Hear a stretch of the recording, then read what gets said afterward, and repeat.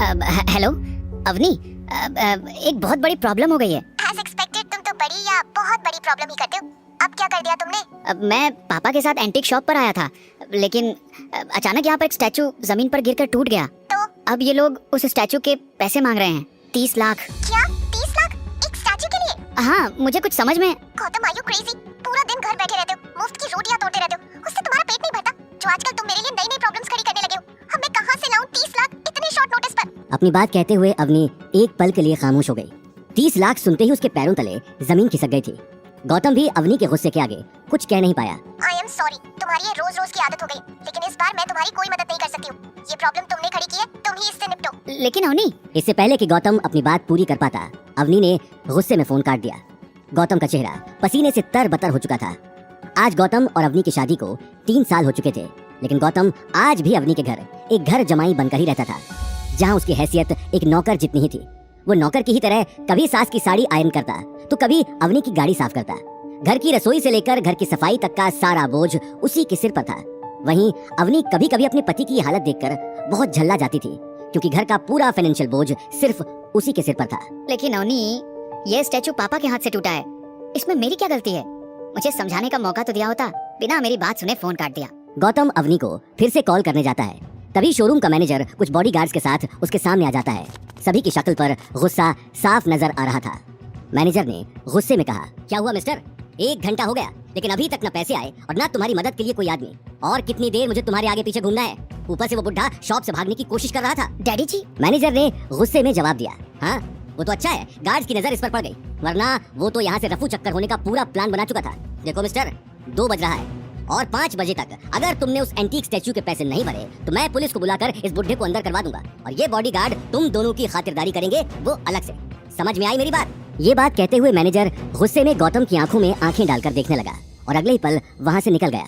Gautam manager की बात सुनकर खामोश खड़ा रहा, लेकिन तभी एक 52-55 साल के एक बुजुर्ग आदमी ने उसके कंधे पर हाथ रख दिया। डैडी जी, ये लोग बिना पैसे लिए हमें यहाँ से जाने नहीं देंगे। लेकिन बेटा, मैं जेल नहीं जाना चाहता, प्लीज कुछ करो। मेरी जगह तुम जेल चले जाओ। आखिरकार हमारे परिवार ने तुम्हें 3 साल तक रहने के लिए छत दी है, इतना तो तुम मेरे लिए कर ही सकते हो। डैडी जी, मैं चला तो जाऊं, लेकिन ये बहुत स्ट्रिक्ट है। आपने अभी देखा ना कि किस तरह से वो मैनेजर धमकी देकर गया है। तो फिर इन्हें पैसे दे दो, मैं जेल नहीं जाना चाहता, कुछ भी करो लेकिन मुझे यहाँ से छुड़ाओ। डैडी जी, मैं क्या मदद कर सकता हूँ? ये लोग 30 लाख रुपए मांग रहे हैं और मेरी जेब में 30 रुपए भी नहीं है। आप जानते तो हैं, मुझे खर्चे के लिए भी अवनी पैसा देती है। मेरे पास कोई नौकरी भी नहीं है जहाँ से पैसा आए। तुम अवनी को फोन करो, मैं उससे किया था, लेकिन इससे पहले कि मेरी बात पूरी होती उसने फोन काट दिया। 1 नंबर के यूजलेस जमाई हो तुम, मेरी बेटी के सामने अपनी बात भी नहीं रख सकते। कॉल लगाओ, मैं बात करता हूँ। गौतम ने बिना कुछ जवाब दिए अवनी का नंबर डायल कर लिया। इससे पहले कि रिंग पूरी होती अवनी ने गुस्से में कॉल काट दिया। ये देखकर अनिल ने गौतम के हाथ से मोबाइल ले लिया और लगातार अवनी को कॉल करने लगा। कुछ देर बाद ही अवनी ने तंग आकर कॉल उठा लिया। गौतम, मुझे काम में डिस्टर्ब करना बंद करो, मैं आज तुम्हारी कोई मदद नहीं करूंगी। अवनी बेटा, डैड, बेटा प्लीज हमारी मदद करो। अगर इन लोगों को हमने पैसे नहीं दिए तो ये मुझे जेल में डाल देंगे। क्या? लेकिन आपको क्यों? गलती गौतम की है तो उससे जेल? बेटा, दरअसल वो स्टैचू मेरे हाथ से टूटा है। मैं उस स्टैचू की फोटो ले रहा था तो गलती से उस पर मेरा हाथ लग गया और वो जमीन पर गिर गया। डैड, गौतम हमारे घर पर कम प्रॉब्लम क्रिएट करता है, जो आप भी शुरू हो गए। बेटा, मैं ठीक है, कहाँ पर हो आप? मैं मॉम को लेकर आती हूँ। जोधपुर एंटीक्स, माधव नगर। ठीक है, मैं आती हूँ। अवनी ने अपनी बात खत्म कर फोन काट दिया और एक टक खाली दीवार को देखने लगी। अब उसके सामने बहुत बड़ी मुसीबत खड़ी थी, जिससे निकलना उसके लिए आसान नहीं था। दरअसल अवनी के पिता अनिल सिंह जोधपुर के अमीर परिवारों में से एक थे, लेकिन अनिल की मां गायत्री देवी हमेशा से ही गौतम और अवनी की शादी के खिलाफ थीं। 3 साल पहले अवनी के दादाजी हिम्मत अग्रवाल गौतम से पुष्कर में टकराए थे और गौतम को पहचानते ही उन्होंने अपनी फेवरेट पोती अवनी के लिए उसे पसंद कर लिया। अवनी अपने दादाजी से बहुत प्यार करती थी और उनकी किसी भी बात को टाल नहीं सकती थी, पर शादी के कुछ ही वक्त बाद हिम्मत अग्रवाल दुनिया को अलविदा कह गए, इस राज के साथ कि उन्होंने गौतम को अवनी के लिए क्यों चुना। कैसे पहचानते थे वो गौतम को? फिर उनके जाने के बाद परिवार की भागदौड़ उनकी पत्नी और अवनी की दादी गायत्री देवी ने अपने हाथों में ले ली। गायत्री देवी अपने परिवार के रुतबे और नाम का बहुत ध्यान रखती थी और साथ ही अपने परिवार में गौतम नाम का धब्बा बर्दाश्त नहीं कर पा रही थी। इसलिए उन्होंने हिम्मत जी के जाने के बाद अनिल और उसके परिवार को अग्रवाल मेंशन से अलग कर दिया। अवनी आज भी ये सदमा भूल नहीं पाई थी। वो दिखने में जितनी सुंदर थी उतनी ही दिमाग से तेज, लेकिन अब दिन रात उसके दिमाग में सिर्फ एक ही बात चलती रहती थी कि अपने परिवार की हालत कैसे सुधारी जाए। आज एक बार फिर उसके सामने मुसीबत खड़ी थी। वो अगले ही पल अपनी मॉम गीता के साथ माधवनगर जाने के लिए गई, जो जोधपुर का सबसे बड़ा एंटीक मार्केट था। वहीं दूसरी तरफ गौतम शोरूम के चारों तरफ चक्कर लगा रहा था। अनिल उसके पास में ही बैठकर अवनी के आने का इंतजार कर रहा था। उनके आसपास बहुत सारे लंबे चौड़े बॉडीगार्ड्स खड़े थे, जिनके हाथों में बड़ी बड़ी गन्स थीं। तभी उसी वक्त अवनी अपनी मॉम गीता के साथ शोरूम के अंदर आ गई। डैड, आप ठीक तो है ना? और ये सब हुआ कैसे? आप लोग इतने महंगे मार्केट में आखिर क्या करने आए थे? अनिल बिना जवाब दिए गौतम को देखने लगा। एक्चुअली वो हम आ ही रहे थे, लेकिन रास्ते में ये मार्केट दिख गया और डैड स्टैचू देखने के लिए अंदर आ गए और फिर एज यूजुअल तुम ये काम भी ढंग से नहीं कर पाए। और अगर इन्हें ये स्टैचू देखने की इच्छा थी तो तुम इन्हें संभाल नहीं सकते थे। लेकिन मॉम, मैं क्या करता? डैड ने ही मुझे बाहर वेट करने को कहा था। इन्होंने कहा और तुमने मान लिया। इतने आज्ञाकारी कब से हो गए तुम? मॉम, ये सारी बातें हम लोग बाद में भी कर सकते। अभी हमारे सामने जो प्रॉब्लम है उसके बारे में सोचते हैं कि 30 लाख कहाँ से आएंगे। इसी बात पर गुस्सा आ रहा है। ससुर जी तुम्हारे लिए प्रॉपर्टी नहीं छोड़ पाए, पर ये पनौती हमारे नसीब लिख गए। मॉम, क्या मॉम, एक स्टैचू के लिए घर और कार बेचकर सड़क पर सो जाए क्या? और बेच भी देंगे तो भी इतने सारे पैसे नहीं आने वाले। सभी प्रॉब्लम का हल ढूंढने के लिए सोच में पड़ गए। टाइम निकलता जा रहा था। सभी के चेहरे पर टेंशन साफ दिखाई दे रही थी।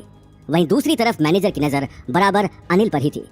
उसने पैसे मिलने की उम्मीद छोड़ दी थी और कमिश्नर साहब को इन्फॉर्म कर दिया और 3 घंटे पूरे होने का वेट करने लगा। साथ ही बॉडीगार्ड्स भी मैनेजर के कमांड के इंतजार में थे। डैड, हम दादी सा से मदद नहीं मांग सकते क्या? मैं बाद में उन्हें सारे पैसे दे दूंगी। वो कभी हाँ नहीं करेंगी और इसकी वजह तुम अच्छे से जानती हो। हाँ, लेकिन एक बार पूछने में क्या हर्ज है? मैं कॉल करती हूँ। अवनी ने अगले ही पल अपनी दादी गायत्री देवी को कॉल लगा दिया, पर यही डर सता रहा था कि गायत्री देवी उसका फोन उठाएंगी कि नहीं। लेकिन अगले ही पल जब फोन पर अवनी ने अपनी दादी की आवाज सुनी तो वो चौंक गई। दादी सा, मैं तुम्हारा नंबर है मेरे पास, बोलो क्या काम है? अवनी ने एक गहरी सांस लेकर अपनी दादी को पूरी बात बता दी। गायत्री देवी बड़े ध्यान से उसकी बात सुन रही थी। अवनी की बात खत्म होते ही वो कुछ देर के लिए चुप हो गई। ठीक है, मैं पैसे भेज दूंगी, लेकिन तुम्हें इसके बदले मेरी एक शर्त माननी होगी। शर्त? कैसी शर्त? हमारी फैमिली जल्द ही जोधपुर की सबसे बड़ी कंपनी मैरियट ग्रुप के साथ मिलकर काम करने जा रही है। अगर आज भी तुम्हारी आंखों में मेरे लिए कोई इज्जत है और तुम मुझे अपनी दादी मानती हो, तो अभी के अभी उस गौतम को तलाक दे दो और मैरियट ग्रुप के चेयरमैन के बेटे कबीर से शादी कर लो। दादी सा, ये कैसी बात कर रही है आप? इस बार गौतम की कोई गलती भी नहीं है। मुझे इन बातों से कोई मतलब नहीं है। अगर तुम्हें मेरी शर्त मंजूर है तो मैं तुम्हारी मदद करूंगी। लेकिन मेरे पापा आपके बेटे हैं, आप अपने ही बेटे के साथ। अनिल जिस प्रॉब्लम में है उसकी वजह तुम ही हो, इसलिए तुम्हें मेरी शर्त मंजूर है तो मैं तुम्हें पैसे देने के लिए तैयार हूँ। आराम से सोच के मुझे जवाब दे दो। इससे पहले कि अवनी कुछ जवाब दे पाती, गायत्री देवी ने कॉल काट दिया। कॉल कटते ही सभी एक दूसरे को देखने लगे। अवनी को अब सामने कोई रास्ता नजर नहीं आ रहा था। अवनी को इतना परेशान देखकर गौतम ने उसके कंधे पर हाथ रख दिया। अवनी, डोंट वरी, मैं कुछ करता हूँ। अब क्या करोगे तुम? इतनी बड़ी रकम बाहर भीख मांग कर लाओगे? अवनी बेटा, मेरी बात मान तो इस लड़के को तलाक दे दे आज ही। ये तेरी लाइफ से आउट, तो तेरी दादी साहब फिर से हमें फैमिली में एंट्री देंगी। बेटा एक काम कर, तू कबीर को कॉल कर, वो तेरा बहुत अच्छा दोस्त है, वो जरूर तेरी हेल्प करेगा। कबीर के पापा बहुत बड़े आदमी हैं, उनके लिए 30 लाख तो बहुत मामूली बात है। गीता को अब कबीर के सिवा कोई रास्ता नजर नहीं आ रहा था, लेकिन कबीर का एक ऐसा सच था जिसे अवनी अच्छे से जानती थी। दरअसल कबीर मैरियट ग्रुप के वाइस चेयरमैन शेखर आनंद का इकलौता बेटा था, जो बचपन से ही अय्याश था। लड़कियां उसकी कमजोरी थी, इसलिए हर तीसरे चौथे दिन कोई न कोई नई लड़की उसका शिकार हो जाती। यूं तो उसके ऊपर बहुत सारे केस भी हुए, लेकिन शेखर आनंद के रुतबे और पैसों के आगे किसी पुलिस वाले की नहीं चली। कबीर ने कई बार अवनी पर भी अपना हाथ आजमाने की कोशिश की थी।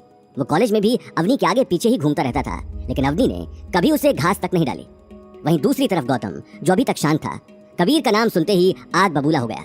लेकिन इस वक्त कोई उसकी बात सुनने को तैयार नहीं था। वो तुरंत अपना फोन निकालकर शोरूम से बाहर चला गया। शोरूम के बाहर जाते ही उसने मोबाइल में एक नंबर डायल कर लिया। जैसे जैसे उसे फोन की रिंग सुनाई दे रही थी, वैसे वैसे उसकी धड़कनें तेज होती जा रही थी। फोन पिक होते ही गौतम को एक लंबी खामोशी सुनाई दी। मुंशी जी, सामने से किसी ने कड़क आवाज में जवाब दिया, खंबा गाड़ी हुकुम। ये बात सुनते ही गौतम